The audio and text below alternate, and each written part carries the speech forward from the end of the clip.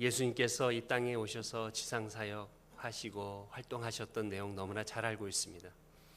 그 중에 아픈 이들 돌보시고 낫게 하시고 치료해 주셨던 우리 예수님, 그뿐만 아니라 우리 주님께서는 특별히 하나님 나라, 하나님의 말씀을 증거하시고 그 말씀을 우리에게 일러주셨습니다. 아마도 기독교인들은 세상을 살면서 특별히 이렇게 주일마다, 사실은 이 주일은 우리가 작은 부활절이거든요.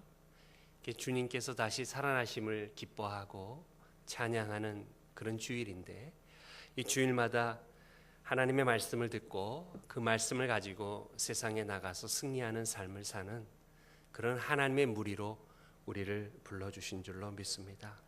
제가 병원에 목회하면서 특별히 이사야서 말씀을 많이 읽게 됩니다. 이사야서의 말씀은 기원전 6세기에서 8세기 경에 예언서로 쓰여진 말씀입니다.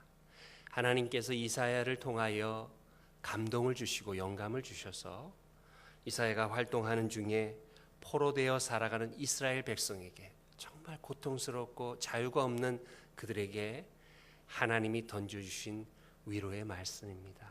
여러분들, 우리 인생을 사시면서 때로는 울적하기도 하시고 힘든 마음이 들 때마다 이사야서 주님의 말씀을 가까이 하시기 바랍니다.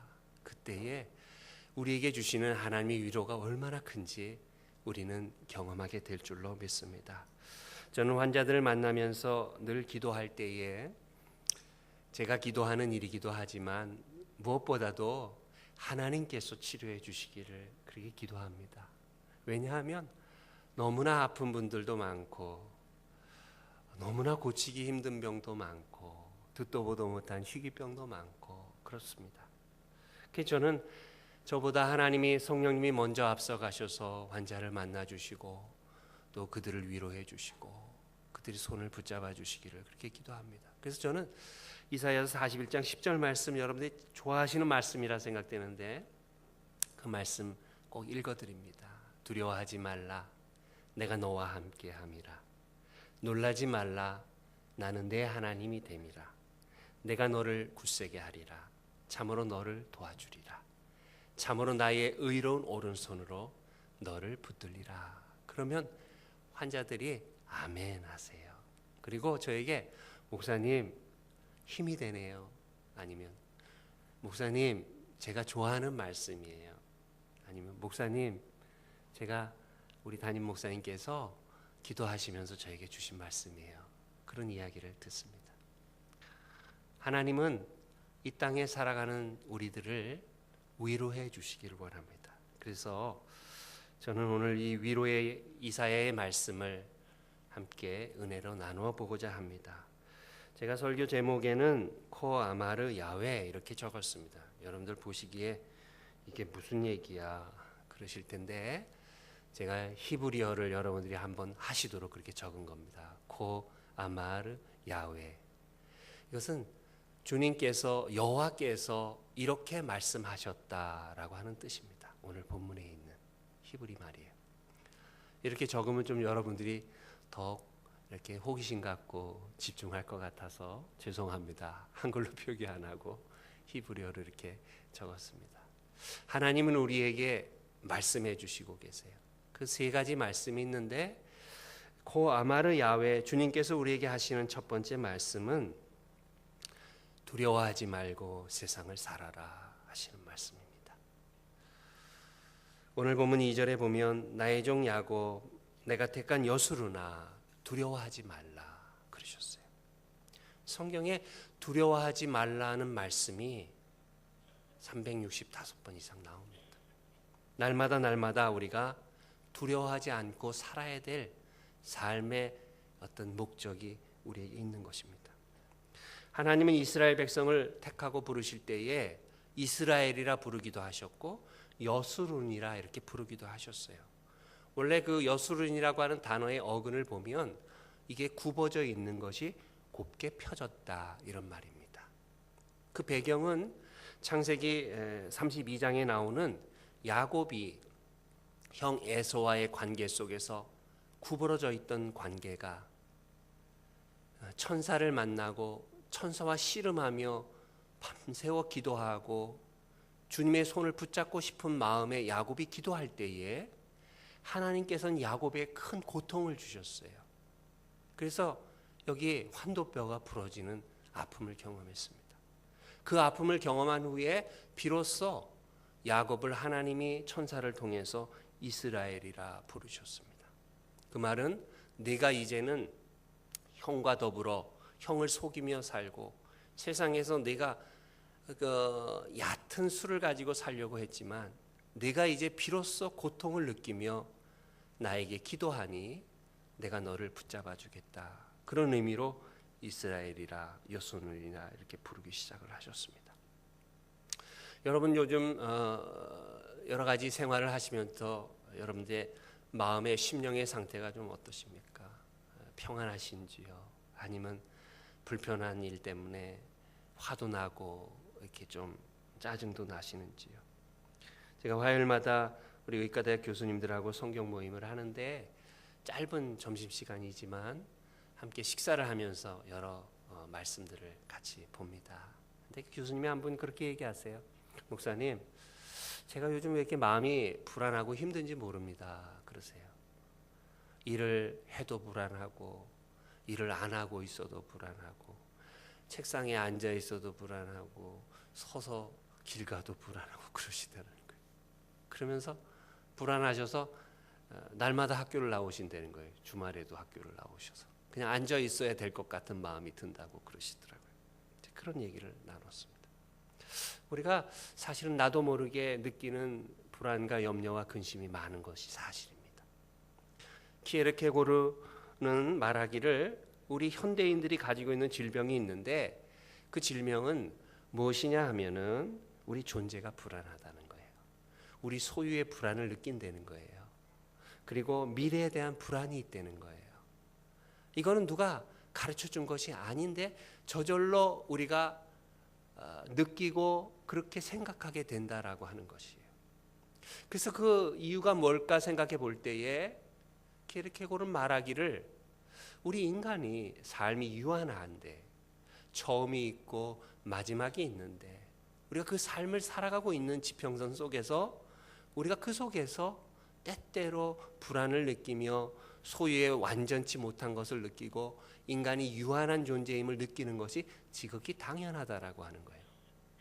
그리고 하나님께로부터 가까이 다가가면 다가갈수록 우리의 불안과 염려와 근심이 사그러지는 것임을 말씀해 주고 있는 것을 보게 됩니다.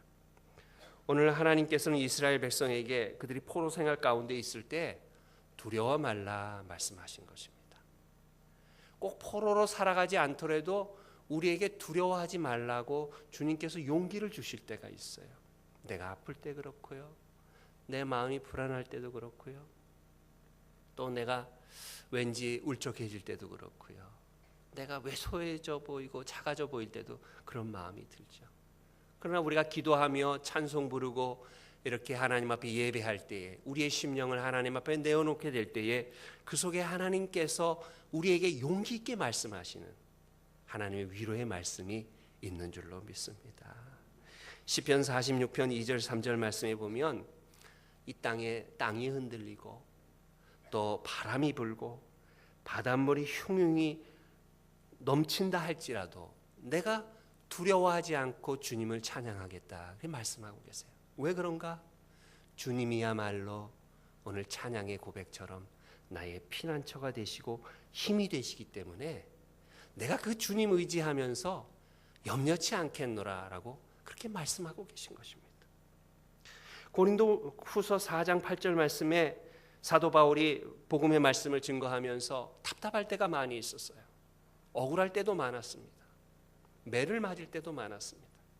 마치 자기 주변에 있는 사람들이 자기를 인정해 주지 않고 사방으로 겹겹이 싸서 나를 향하여 지탄하고 손가락질하고 네가 그리스도인들을 핍박하는 그런 원수였는데 어떻게 그리스도의 증인이라고 네가 사도라고 말할 수 있느냐.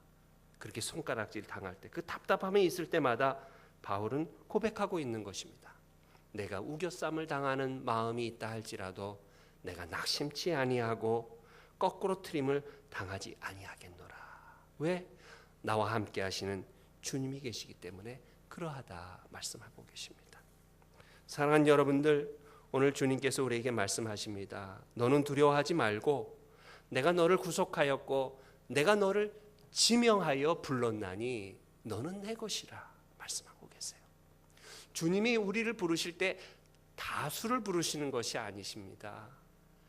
내 심령, 내 상한 심령, 내 아픔과 내 고통과 내 눈물을 보시는 주님, 그 주님께서 나를 지명하여 부르고 계신 것이에요. 너는 세상에서 하나님의 자녀로 복되게 세워주었으니 너는 세상을 향하여 담대한 믿음과 마음으로 살아가라. 그렇게 우리에게 용기를 불어넣어 주시는 것이 주님이신 줄로 믿습니다. 네덜란드 출신의 작가 중에 코리텐 붐이라고 하는 분이 주는 나의 피난처라고 하는 글을 쓰셨어요. 물론 유대인 출신들이 나치 독일에 의해서 고통당한 사실은 우리가 너무나 잘 알고 있는 이야기죠. 이루 말할 수 없는 잔인한 그런 아픔과 고통과 그런 역경들을 경험하게 됐습니다. 근데 그 코리텐 붐이 그 글 속에서 자기가 어릴 때 경험을 떠올리면서 주님에 대해서 새로운 시각으로 바라보고 있습니다. 어떤 얘기냐 하면 코리텐 붐이 어릴 때 아버지에게 어느 날 문득 자기 마음에 들기를 내가 아버지하고 헤어질 때가 있겠구나. 사람들 살아가는 걸 보니까 죽음이라고 하는 것이 있구나 하는 것을 경험하면서 아버지하고 저하고 헤어지면 제가 어떻게 해요? 막 울기 시작하는 거예요. 그러니까 아버지가 우는 딸을 안쓰러이 보이면서 그 딸을 안아주고 말하는 겁니다. 코리야, 네가 아빠랑 같이 할아버지 댁에 전에 간 적 있었지? 그때 우리가 뭘 타고 갔지? 이렇게 물어보니까 그때요 기차 타고 갔어요. 그래, 기차 타고 갔지. 그때 아빠가 너한테 뭐를 줬니? 그러니까 기차표를 줬지요. 그 기차표를 아빠가 언제 줬지? 물어보니까 곰곰이 생각하다가 기차 타기 전에 아빠가 저에게 기차표를 주셨어요. 그렇게 대답을 했어요. 그리고 아빠가 이야기하는 겁니다. 고리야, 우리가 설령 헤어질 때도 있을 거야. 아빠가 내 곁에 함께 있지 못할 때도 있을 거야. 그런데 마치 표를 주듯이 우리에게 필요한 것을 하나님께서, 주님께서 우리에게 주실 거야. 그러니 그때마다 용기를 얻고 우리가 살아가야 돼. 그렇게 얘기하는 겁니다. 그분이 글에 이렇게 적었어요. 기차가 캄캄한 터널 속을 지나가게 되는데 어둡다고 해서 거기 탄 승객이 기차표를 찍거나 기차에서 뛰어내리지 마십시오. 조용히 앉아서 기관사를 믿고 기다리고 있으면 그 어두운 터널을 지나서 밝은 세상으로 나갈 때가 있을 것입니다. 그런 글을 적은 것입니다. 아마 나치 독일 밑에서 너무나도 힘들고 괴로운 상황 속에 그런 희망과 소망이 없으면 아마 유대인들은 자기의 생명을 지켜내기 어려웠을 것입니다. 우리 인생을 살면서 우리에게 찾아오는 염려와 근심과 걱정의 문제들, 또 세상의 불안한 문제들 얼마나 많이 있습니까? 그러나 그런 문제들이 있다 할지라도 주님이 나와 함께 하시기에, 주님이 나의 피난처가 되시고 힘이 되시고 나의 동행자가 되어주시기에 우리는 기꺼이 그 길을 걸어갈 수 있는 줄로 믿습니다. 주님께서 마태복음 6장에 말씀하셨어요. 내일 일을 염려하지 말라. 내일 일은 내일이 염려하도록 하라 그러셨어요. 사실은 우리가 사는 삶은요, 오늘 지금에 충실하면 되는 겁니다. 우리는 대부분 다 내일의 일, 모레의 일, 일주일 후의 일, 1년의 일을 염려하고 살아요. 누가 가르쳐 준 거 아닙니다. 너 염려해야 돼, 근심해야 돼, 걱정해야 돼, 가르쳐 주지 않았어요. 그런데도 나도 모르게 그런 생각이 드는 겁니다. 불안한 생각이. 근데 주님은 내일의 주인은 내일이라 그러셨어요. 주님이라고 그러시는 겁니다. 그저 주님께서 우리의 삶을 인도하셔서 하루에 최선의 삶을 다 살고 그날에 있는 괴로움과 그날의 수고가 우리에게 있는 것에 족한 줄로 여기고 그 속에서 그런 믿음을 가지고 부지런히 열심히 살아가면 하나님께서 다 먹여주시고 입혀주시고 동행해주시고 살려주신다. 그렇게 말씀해주고 계신 것이에요. 그러니 우리가 너무 욕심을 내서는 안 됩니다. 오늘 하루의 삶에 최선을 다하고 오늘 하루의 생명을 주신 것에 기뻐하고 감사하고 이렇게 좋은 모습으로 예배의 자리에 오셔서 하나님 앞에 예배하는 여러분들의 모습이 보기에 좋지 않으십니까? 여러분들 아주 어깨를 펴시고 기쁜 마음으로 하나님 앞에 그렇게 예배하시기 바랍니다. 이 자리에 나오고 싶어도 나오지 못하는 분들도 계셨어요. 저 오늘 아침에 오는데 택시 타고 왔거든요. 한 30분 정도 걸려서 택시 타고 왔는데 제가 상계 광림교회 가자고 하니까 기사 선생님이 잘 모르시더라고요. 그래서 제가 교회를 알렸습니다. 그래서 그랬더니 이 선생님이 음성으로 내비를 요즘은 이렇게 하는데 음성으로 상계 광림교회 그래야 되는데 상계 감리교회 이렇게 얘기를 하셔가지고 제가 상계 감리교회 그 근처까지 갔다가 다시 왔거든요. 그 오면서 많은 얘기를 했어요. 근데 이분이 교회를 잘 안 나가시는데 자기 며느리가 아들이 교회에서 그렇게 연애를 했대요. 그래가지고 교회 처자하고 결혼을 했대요. 근데 당신은 그 며느리가 그렇게 이쁘고 좋대요. 신앙이 있어서. 그래서 그렇게 결혼했기 때문에 자기도 교회를 나가긴 나가야 된다고 그렇게 얘기하시면서 제가 목사인 줄 알고 목사님 저에게 좋은 얘기 좀 한마디 해주세요. 그래서 제가 꼭 사모님하고 같이 교회 나가시라고 상계 광림교회 나가시라고 이렇게 말씀을 못 드렸어요. 그렇게 할 걸. 그렇게 해서 저도 오늘 기쁜 마음으로 여기 왔습니다. 사랑하는 주님께서 우리가 세상을 살 때 기쁜 마음으로 살고 두려워하지 말고 내 삶의 환경과 여건은 오늘 이스라엘 백성을 보면 포로 생활하면서 그들이 고통 가운데 있기 때문에 한 치 앞을 내다볼 수가 없어요. 그런데 주님은 말씀하십니다.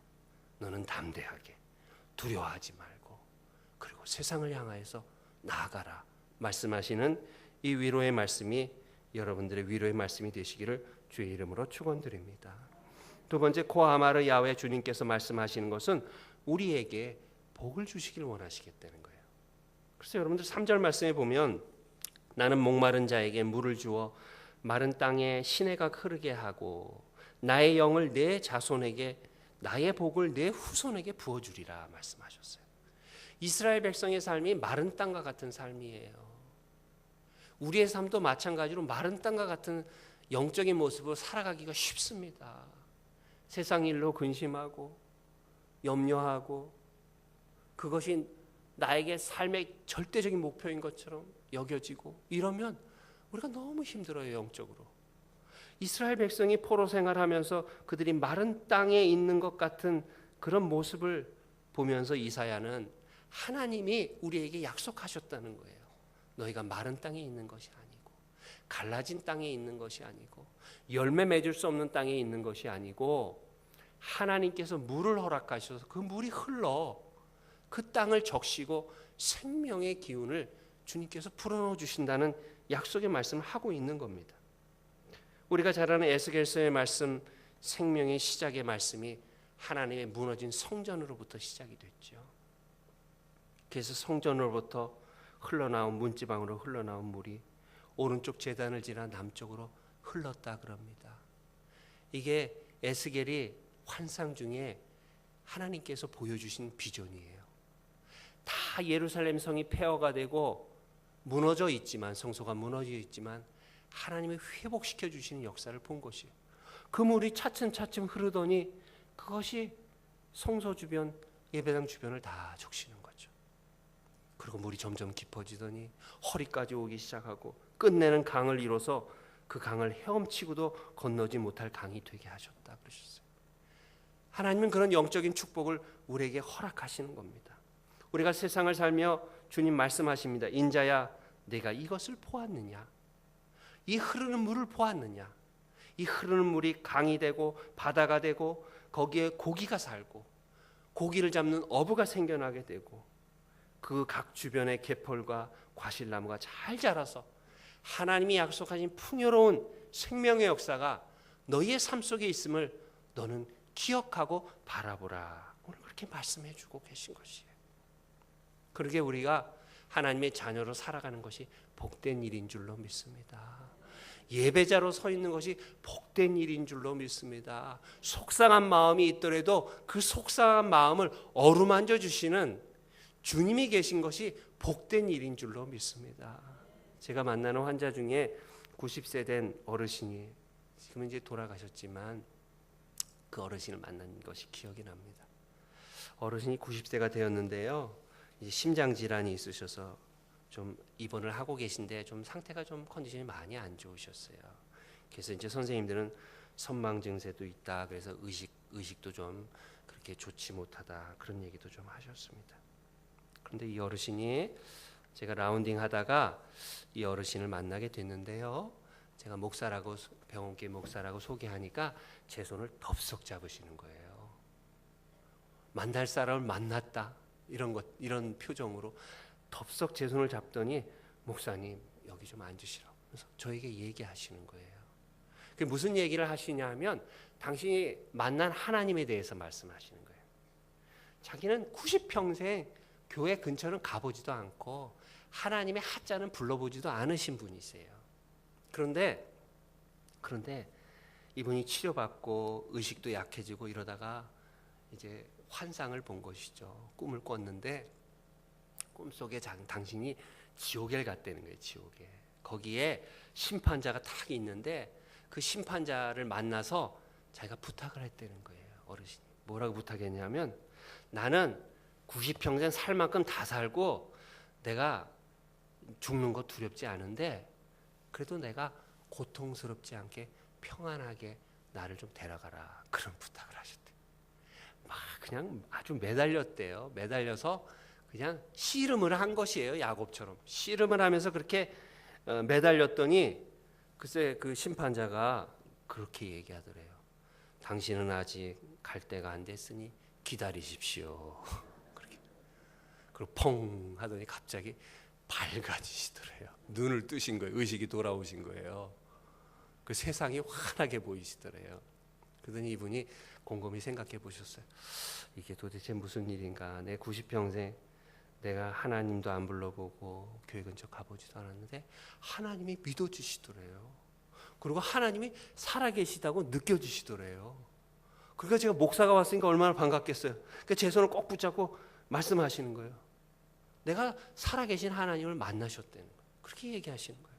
그래서 저는 그런 환자들을 만나면서 참 은혜를 많이 받습니다. 제가 병원교회에 있는 것은 그렇게 어려운 환자들 만나면서 은혜 받는 거, 하나님이 저에게 주신 복인 것 같아요. 그래서 하나님께서 이분을 천국행 마지막 열차에 타게 하신 거죠.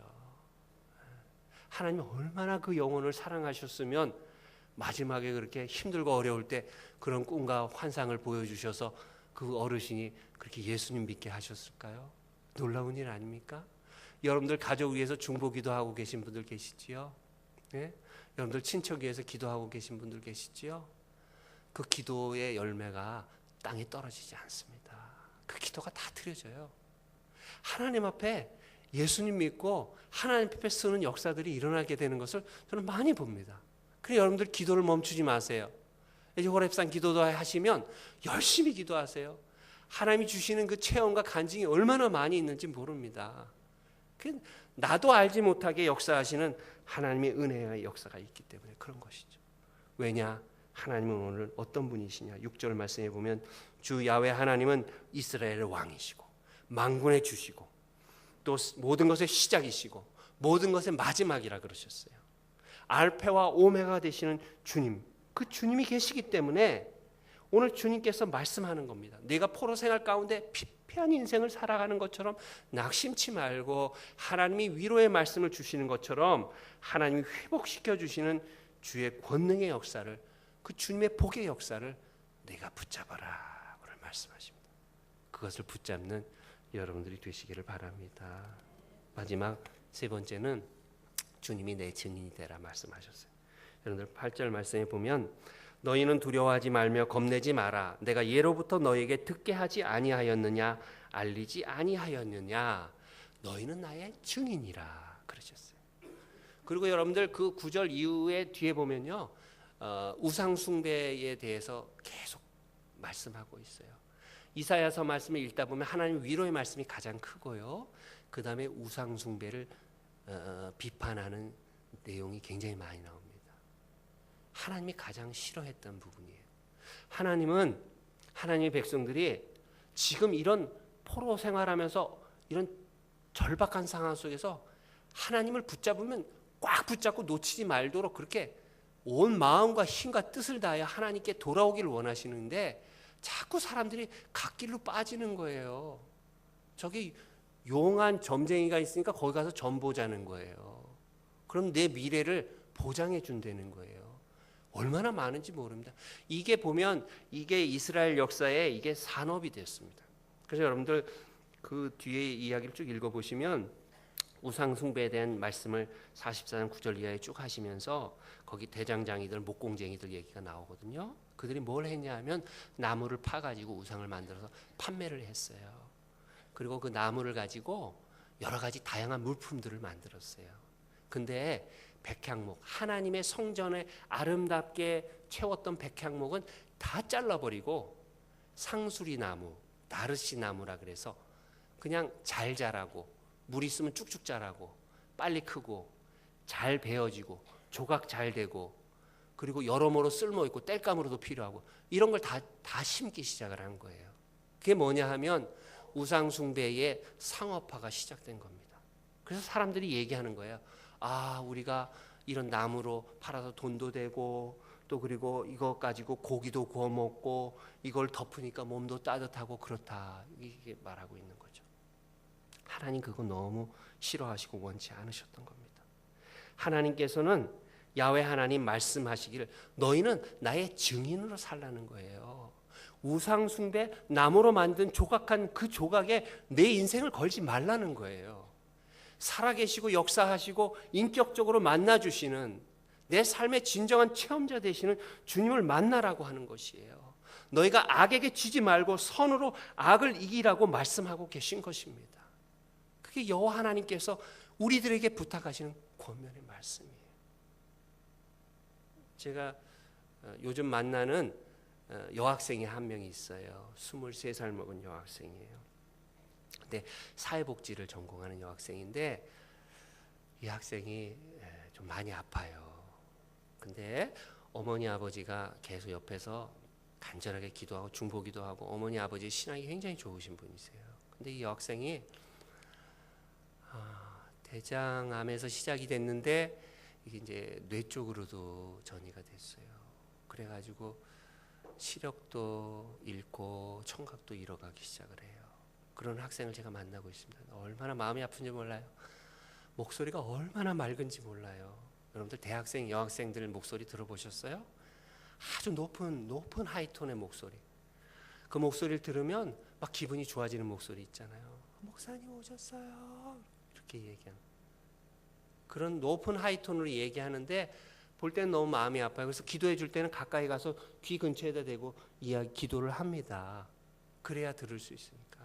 근데 그 아이가 어느 날을 방문했더니 너무 속상해가지고 막 화가 나가지고 일주일 내내 짜증내면서 아버지 엄마한테 불평불만하고 화가 치밀어 올라오고 나는 왜 안 낳냐고 그렇게 했던 아이거든요. 그런데 이 아이가 자꾸 가서 기도하고 또 다른 사람들도 와서 기도하고 돌봐주고 염려해주고 하니까 아이가 마음이 바뀌었어요. 그래서 그 다음부터는 저를 만날 때 뭐라 그러냐면 목사님 이 손가락 하나 들고 임마누엘, 그러니까 임마누엘 하나님이 함께 하신다는 게 그 높은 목소리 하이톤으로 목사님 임마누엘. 그 헤어질 때마다 임마누엘 그래 나 목사님도 임마누엘 다음 볼 때까지 내가 잘 컨디션 잘 유지해 이렇게 얘기해요. 제가 그 아이를 만나면서 야 얘는 몸이 그렇게 아픈데도 끝까지 하나님 증거하고 있구나 그런 생각이 들었어요. 우리가 큰 거 갖고 하나님의 영광 높이는 거 아닙니다. 우리가 작은 걸로도 하나님의 영광을 얼마든지 높여드릴 수 있어요. 주님의 증인이 되는 거 꼭 십자가에 달려야 주님의 증인이 되는 거 아닙니다. 내 삶에서 하나님 살아계신 거 내가 알고 그 기쁜 마음으로 살아가고, 우리 기독교인들의 전도지는 얼굴이잖아요. 그 얼굴 보면 알잖아요. 아유 권사님이시군요. 아우 목사님이시군요. 얼굴 보면 알잖아요. 얼굴이 환하잖아요, 기독교인들은. 그래서 얼굴 갖고 전도하는 거죠. 웃고 밝은 마음, 내 마음에 성령님 함께 하시고 내 마음에 주님이 함께 하시면 그 주님이 함께 하신 거룩한 영으로 더불어 살아가는 인생들은 다 주님을 증거하게 되어 있습니다. 그러니 여러분들 기쁜 마음으로 사세요. 그리고 작은 것에 감사하세요. 자족하는 바울의 고백처럼 자족하는 마음으로 사시기 바랍니다. 우리가 그렇게 살아야 돼요. 자꾸 욕심내고 내가 올라가지 못할 그 높은 탑을 향해서 자꾸 올라가려고 하지만, 올라가려고 하는 내 자신이 너무 피곤하고 비굴할 때가 많이 있어요. 주님의 증인으로 살아가도록 하세요.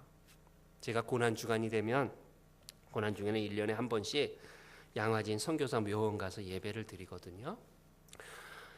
저희 할아버지가 구세군에서 구세군 사관님이셨는데 6.25 때 돌아가셨어요. 1950년도 9월 5일에 저희 할아버지께서 진주 영문에서 목회하셨는데 인민재판 받고 총살행 당하셨어요. 그 옛날에. 그래서 초대 순교자세요, 저희 할아버지께서. 저희 집안은 그 순교자의 피 그 때문에 사실은 그런 자긍심도 있지만 그런 아픔도 있어요. 저는 초등학교 6학년 때 내가 목사 돼야 되겠다 생각했었어요. 근데 그 할아버지를 추도하고 그 예배를 1년마다 꼭 고난주간 되면 그때 순교자들이 그 고난을 바라보고 배우자는 거거든요. 근데 거기 가보면은 선교사들, 한국 땅을 위해서 선교사로 오신 분들이 많이 계세요. 거기에 안장되어 있는 분들이 한 148명 정도 되십니다. 가족 포함해서. 근데 보면 다 인류대학 나왔어요. 미국, 캐나다, 영국, 호주 쪽 다 좋은 아이비리그 학교, 의과대학 나오고 뭐 로스쿨 나오고 다 그러셨어요. 젊은이들, 아주 젊을 때. 그런 젊은이들이 이렇게 가난하고 보잘것없는 조선 땅에 와서 왜 선교를 했을까요? 제가 그걸 보면서 참 많은 생각을 해보게 됩니다. 주님의 증인으로 살기로 서원하고 다짐하고, 힘든 길이라도 그 길이 주님이 함께 하시는 길이기에 그분들이 기꺼이 그 믿음의 사명을 감당한 것입니다. 우리의 삶도 마찬가지라 생각이 돼요. 그렇게 큰 일은 아니더라도 내가 하나님 앞에 기도하고 내 자리에서 주원 일에 최선을 다하고, 그리고 건강하게 기쁘게 살아가고 내 기쁨을 다른 사람이 증거하는 그 일, 그게 주님께서 우리에게 허락하신 믿음의 사명인 줄로 믿습니다. 이 사명 감격하시면서 살아가신 여러분들이 되시기를 주의 이름으로 간절히 축원드립니다.